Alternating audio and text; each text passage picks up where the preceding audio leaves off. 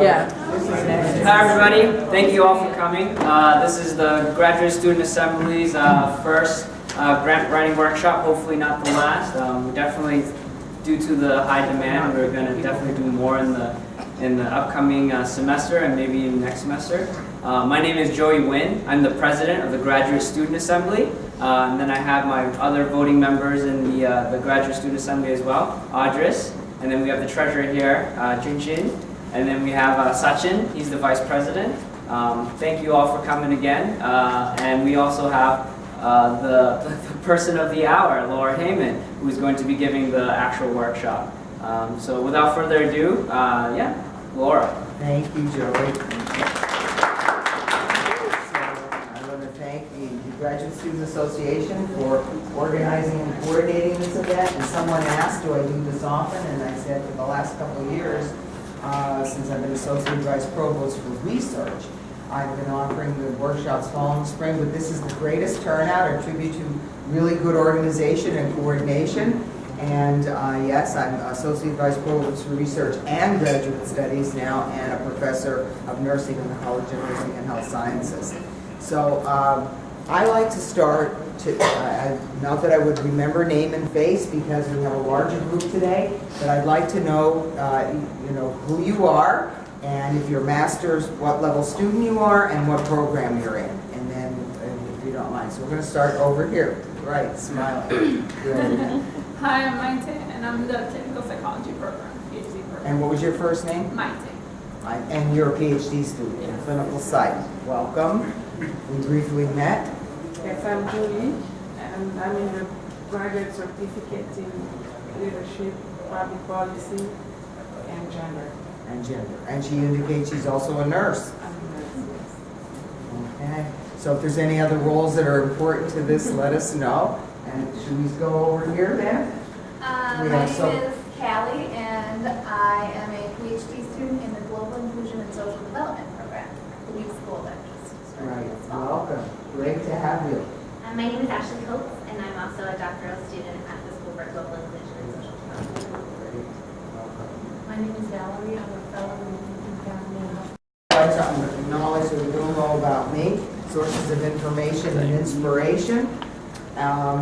Actually, it comes from, and research experiences, comes from my individual and collaborative multidisciplinary research that included and encompassed both observational studies, intervention studies, community-based participatory research, and others. Right now, we're involved with, you may have heard, how many have heard of the P60, the Center for Health Equity Intervention Research, which is a collaborative with UMass Med. Just had a phone call with them. And my part is on the Community Engagement Corps, where we're focused on developing research literacy so that we can engage individuals who have not participated in research to participate with the overall goal of promoting health equity. We're also involved with the Cross UMass Clinical Translational Science Unit. Is everyone familiar with that? Anyone familiar with that? UMass Clinical Translational Science Unit Award, actually, and it's the center. And it's physically located in Worcester, but it's across UMass campuses, Amherst, Dartmouth, Lowell, Boston, as well as Worcester. And I'm also involved with Community Engagement Corps as part of that. We just had a symposium last week focused on engaging diverse communities and populations in research. Yeah, it was a very good experience, good speakers and good opportunity to interact. I'm also involved with a clinical research project with Dr. Ling Shi from the College of Nursing and Health Sciences, focused on the effects of soy and isoflavones on glucose metabolism and lipids in pregnant women at risk for gestational diabetes. And we just started a 5-year, two-site project, which you may hear more about come January, because we need to recruit a couple hundred UMass Boston students, focused on translation of social media weight management approaches on 2 college campuses.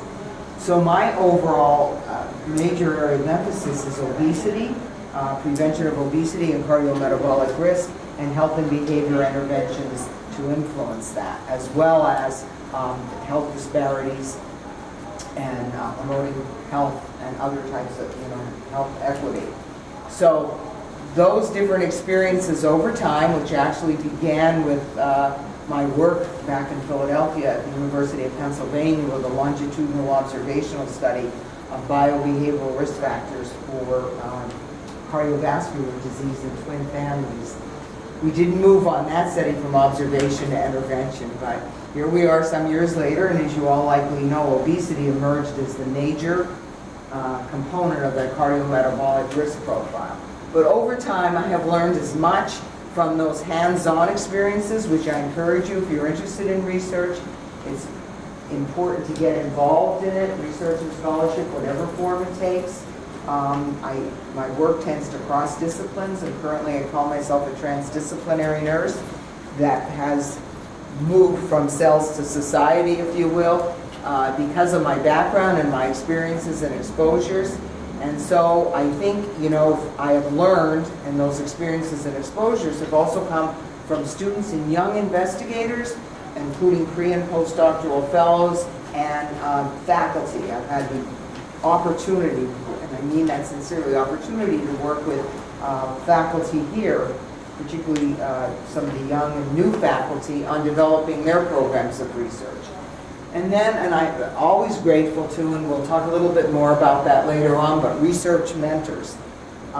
Research mentors who are so important in your overall, development and encouraging you to, yes, you can get through this basic statistics course. It's really not difficult. And then to engage you in whatever the science might be. I've also had the opportunity to participate in evidence-based guidelines. Any of you ever do that? Where you have to do critical, in-depth review of literature that guides and informs, like the Clinical Preventive Services Guidelines that tells us when we can have X, Y, and Z screened, and if in fact it's going to be paid for. But that's another view of science, as well as review groups reviewing training grants, as well as research grants, and then leadership roles with the American Heart Association, which is an interdisciplinary organization, and the Society of Behavioral Medicine, which actually has a number of psychologists, more psychologists than other professionals, but it crosses disciplines. And then, of course, in my former role as Associate Dean for Research in the College of Nursing and Health Sciences, and now in my Associate Vice Provost in Research and Graduate Studies role. And throughout it all, I continue to work with students. In fact, I teach the course, seminar course, final course for PhD students, and I'm chairing a number of dissertations that are in active phase, so it keeps one engaged. And I can honestly say that it's students and faculty questions that help you think about phenomena in new and different ways and give you new ideas and new approaches. So I included this because this is an inspirational study that was completed, hopefully published soon, here at Go Kids Boston, and we'll talk a little bit about that shortly. But you mentioned that you've been on some panels reviewing grants. Just curious which of them were. Well, several. At National Institutes of Health, out of National Institute of Nursing Research at first, and then the T's and the F's, the training grants, and also the research grants. And then they have, as many of you may know, special emphasis panels where they bring together individuals with either methodological and or conceptual expertise in a certain area to review grants. And then I do now ad hoc, because standing committees is pretty time consuming, and my philosophy is if it's worth doing well, and so I do them periodically now to keep abreast. But several cross areas too, large panels across NCI and HLBI, nursing, and ICHD. Those I like, because they're, cross disciplines. Did you have one in mind? Yeah, maybe for the NRSA. Right, I'm going to talk a little bit about that. That's the F-31? Good. All right. Well, whether it's an NRSA or a master's thesis or a capstone, it all starts with your idea. And so we'll come back to it. How many now have even a very primitive idea of what you're going to pursue for your research and scholarship for your thesis, dissertation, capstone. Good. All right, so we're going to hopefully hear about those ideas today and or beyond that. But it starts here, whether it's your master's program or your PhD program, and hopefully it's something that you're passionate about, and not just because it's convenient or easy to do at this point, and that if you have research in your trajectory, that it's something you're going to follow. Just like in my own, it's not always a linear piece, linear trajectory, if you will. There may be new ideas or whatever that are added all along. I guess I was, even for my master's, I was interested in obesity, but then thought it was more important to look at the total risk profile, but then we come back to obesity because that emerged as the major risk factor. And then, of course, looking at it in diverse populations because, and children, which is my children family. Basically, it's a long way of saying he wants to be the first piece of your program of research. So, the major components that we'll talk a little about and hear your questions of a grant proposal, whatever that grant proposal is, and in teaching seminars we look at different mechanisms, internal and external, but there's general components that apply. One is the introduction and goals of the research. What are the major goals? The significance, the aha, so what?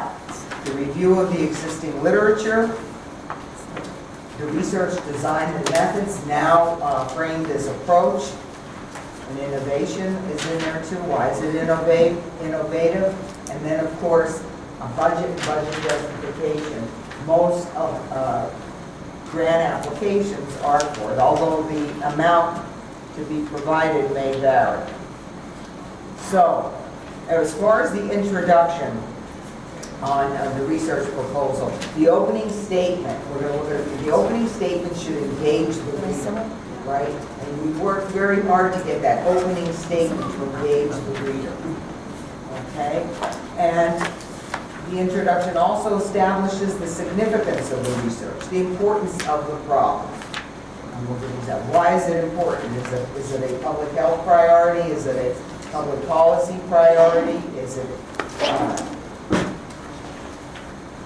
a recent epidemic, if you will? Anyhow, what is the significance? The clear statement of the problem. This one? And a clear statement, right. So, we'll look at, this was one that was completed, and it was a dissertation on the relationship between parenting style and child weight. And so how was the significance built? All right, in the intro. Well, in looking at this was one done actually at New York University in the Steinhardt School of Education and nursing disciplines. Well, you know that we do know that over the last 30 years, the prevalence of obesity has really tripled. And I'm going to add there, someone you'll read that maybe it is plateaued, but the truth is that it's increased in those in the morbidly obese group, even in childhood and adolescence, like above the 99 age and sex-specific percentile, we're seeing more, as well as the racial and ethnic disparities. Anyhow, building the significance. This is a prevalent problem. If it's something prevalent, then you highlight that. And in this case, the prevalence is highest among ethnic minority groups and also individuals in low-income communities. And we know that obesity or overweight status increases the risk of chronic diseases. This is building the significance. And futuristically, obesity, first of all, we know that obesity present in childhood and adolescence, particularly in adolescence, tracks into adulthood, right? And that in adulthood, that one is at risk for other chronic conditions. But we also know that the obese state present in childhood and adolescence is also associated with risk factors during that developmental time period, such as dyslipidemia, elevated blood pressure, insulin resistance, psychosocial issues, etc. You can tell I'm passionate. So, one key component, so you built there, trying to build that significance,